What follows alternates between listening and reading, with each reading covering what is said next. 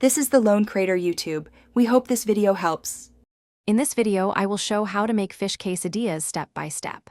Pat dry 1 lb fish, season with salt, pepper, and paprika, then sear 2 to 3 minutes per side until opaque and flaky. Shred the cooked fish and mix with 1 cup cheese and a squeeze of lime. Warm tortillas, layer filling, fold, and crisp 1 to 2 minutes per side until golden and melty.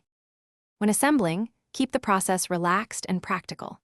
Flake fish into even pieces and combine with shredded cheese, chopped cilantro, and a squeeze of lime to brighten flavors. Use a light smear of oil on the pan and medium heat to prevent burning while melting cheese. Fold tortillas gently and press with a spatula for even contact.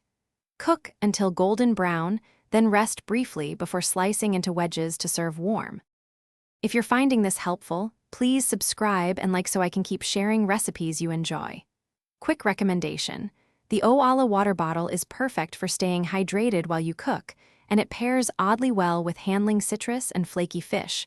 Less spills, more focus. I've linked it in the description along with other deals, so take a look if you want one.